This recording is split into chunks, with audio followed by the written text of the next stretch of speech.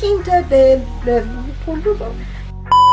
I definitely wasn't pronouncing it like this in that video, so y'all got me some slack. Your girl is back. Today's tale will transport you to the wondrous town of Sintra, Portugal, where magic and history collide. If you're new here, I'm your favorite travel and lifestyle vlogger, Eudasia. Today's episode is all about our day trip to Sintra, Portugal. I'll break down how we got there from Porto and the cost, of course, what we ate, and our travels to the beautiful Quinta Da Regaleira castle. It's a beautiful palace and garden steeped with secrets and wonder. All I want, and I pray, all I need are some better days. Yeah, all I need are some better days. Cause all I want, and I pray, I believe in the better days. I was moved to create breakfast for the house after my best friend made us breakfast the day before. We love a good influence. It's literally like 5 a.m. but she inspired me to be good. I made breakfast for the house too. And that's how doing a good deed gets you places. Right, Benita? Right. So we're at the bus station because we're headed to Sintra today and I'm so excited about it. Because look at the fit, y'all. Like, I'm in a full dress and I'm just hoping it doesn't be as cold because I will literally freeze to death and we don't want that.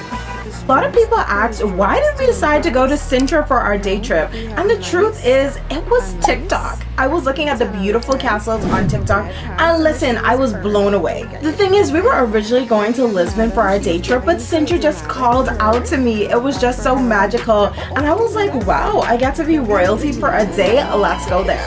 If you didn't know, Sintra is known for its lush forests, its beautiful gardens, the waterfalls, the hidden lakes. Oh my goodness, it's just so gorgeous.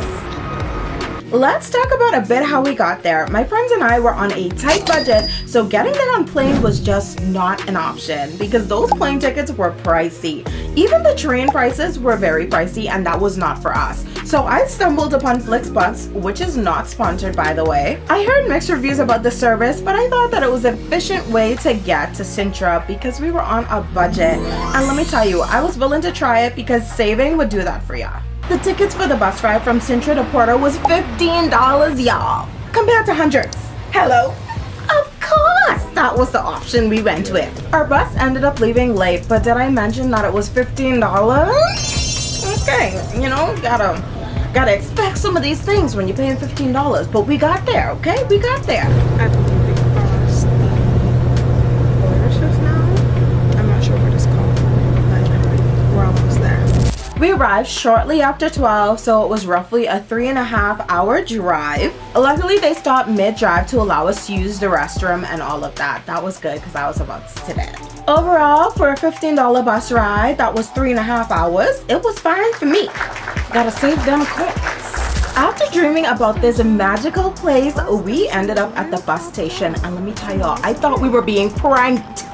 The bus station was a real sus. I wanted to ask the driver if he dropped us off to the right place because y'all, the station was empty and closed. There was no sign of life, maybe because we went on a Sunday, but y'all, the graffiti on the walls, like it was given like somebody was about to take us. And I was in my nice pretty princess dress. I couldn't be getting take in my nice pretty princess dress. It was so wild, we couldn't even get in the bathroom. And if you didn't know, like a lot of Bahamians and Caribbeans and Americans don't know, you have to pay to use the bathroom in Europe, y'all. Like, you gotta get your coins to go to the bathroom, which is wild to me, but it's normally only €1 or about 50 cents. So, yeah.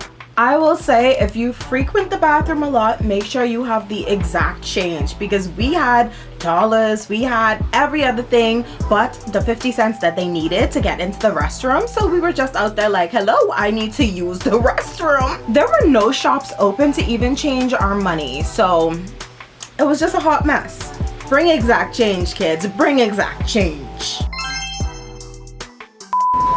So we're going to dinner now. Well, lunch now. We're gonna go and try Sintra Terrace and see how they taste.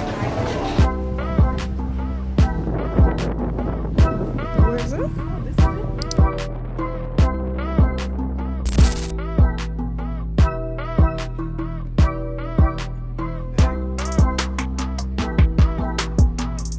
We were hungry after that bus ride, so we decided to go to Sintra Terrace, which is in the heart of the city of Sintra. It's this cozy restaurant with this gorgeous outdoor terrace. We wanted to sit outside, but there was no space, which is fine. It was midday on a Sunday, and so we ended up inside, and it was still really nice. In terms of food offerings, they have a lot of local and international cuisine, and they also have vegetarian options. Their vegetarian croquettes, or however you pronounce it, was so good. I absolutely loved it. My friends didn't, but it was a 10 out of 10.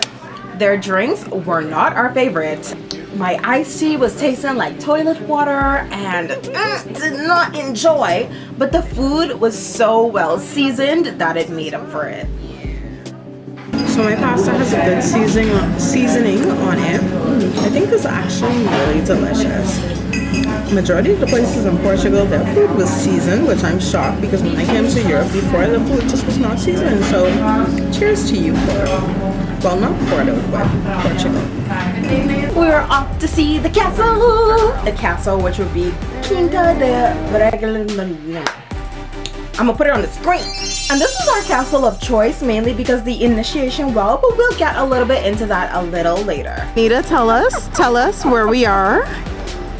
Benita's like, I don't even know what she's. This is the friend that just comes on the trip and follows along. Yes. Shabi, tell us where we are. We are at the Santo Domingo. Oh Castle. Jesus, that is not. That is not. Buy our tickets. Oh, I took it right. that is not where we are. Just a side note, in the area of the castles, the traffic can be absolutely horrible and very congested because the roads are so narrow. So make sure to put traffic in your travel plans and your timings. So we're walking up this hill to get to the ticket office because the online transactions just wasn't working, and that's a-okay because we'll just stand in the line. These hills though, oh my gosh, I need to go to the gym. It wasn't too bad, but I can see the line being a problem in the more high demand months, so bear that in mind. You may want to try to get your tickets online if the portal is working. So we're waiting in the line right now to get there. The line isn't too long, but I'm sure that this is normally so much longer because look, it's a lot of people behind us. We came at a good time. It wasn't as bad as the last walk. Our tickets were about $15.50 USD, which wasn't too bad, and we were able to explore the whole property. And when we got in, I was in awe. We've made it on the inside. I have to take off my jacket because it is hot, and I'm happy for that because it's been so cold. But it's beautiful here. Chandra, what are your thoughts? So far, so good. Jimmy? Nice, you look amazing. Thank you. From the moment we got it, we started looking for the initiation well, which was one of the reasons why we chose Quinta over the other castles. We were only able to do one castle because the time constraints, and listen, those castles are so huge. If you're going there for a longer time or you're doing a day trip like we did, two other castles that I considered in the planning process was Pina Palace and Castle of the Moors. Pina Palace is one of the most famous castles in Sintra, and it is one of the most recognizable landmarks. It's known for its bright yellow and red walls and intricate details and amazing view. We didn't go here because I saw that the crowds were crazy because majority of people go there as their one stop for the day. The second castle I considered was the Castle of the Moors, which was built in the 8th century by the Moors, and it's so gorgeous. It was actually on my list of things to do that day, but when I tell y'all that the castle took the full day, like Quinta took the full day and we barely saw anything. So we had to scratch it off our list, but if I go back, that's the first castle I'm going to.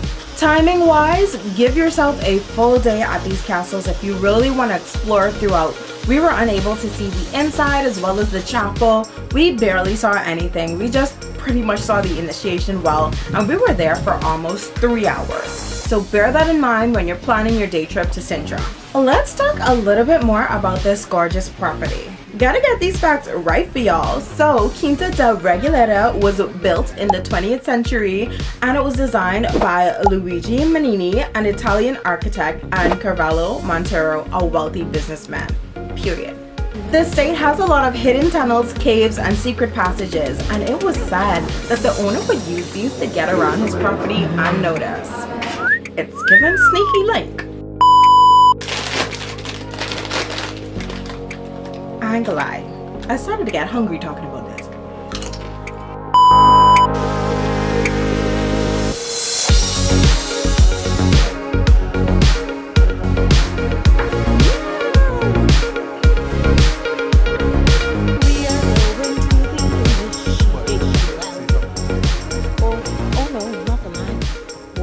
What sets this state apart is the beautiful initiation well that is said to look like an inverted tower. This beautiful well has a deep and questionable history though. And let me tell y'all a secret. It wasn't used to collect water. Some people believe that the well was used for initiation purposes into the Brotherhood of Knights Templar. If you don't know what Knights Templar is, which I didn't know what it was, they are a Christian military group who was influential in Portugal in the 12th and 13th century.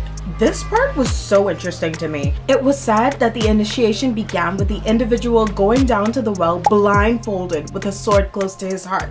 They would go down the 9 flights of stairs which represented their 9 founders. And once they reached the bottom, they had to symbolically emerge into the light. That sounds like some of them TV shows we'd be watching. The further you went, the darker it got. If they were able to get out, they would cross over to the chapel and then they would be a part of the Brotherhood.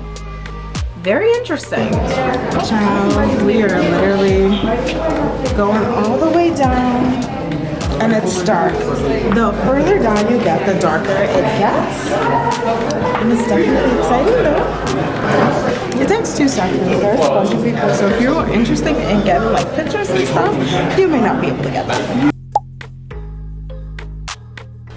So here we are in the cave. Tell us, Adventure Jade, what's happening? Okay, so right now we in the Egyptian tomb. We just come through. I saw one around the corner just now. I believe dinosaurs come and chase me soon, so we gotta hurry up. Come, baby, let's go. Okay, let's go. Run. The dinosaurs coming. Run. I had to change outfits to get some cute pictures and then we headed back home. If I were to do anything differently, it would be to arrive earlier. That may look like us spending a night the night before in Sintra or spending 2 days so that I can get more time to see the castles because I feel like we barely saw anything. It was still an amazing experience though.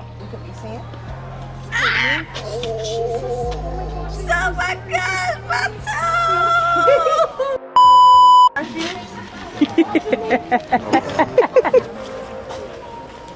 They lost me there, son. Lord, please preserve my mansion, road, and crown. We're going to the mountains, baby. Our Portugal episodes are almost coming to an end. If you haven't checked out the others, be sure to check them out now. In the next episode, we'll be doing something I never expected to do. We're going hiking to see some of the beautiful spots in the Quinta Da National Park. We'll be seeing a gorgeous waterfall, going to a remote village, being able to see the most breathtaking views, trying local cuisine and wine, and so much more. This was such a memorable day for me, so be sure to subscribe and turn on post notifications. It will be up next. As you know, I'm your favorite travel blog, Eudasia, so be sure to follow me on social media. Boom. But that's it for me today, guys. Bye. Love y'all. 'Cause all I want, and I pray, I believe in the better days.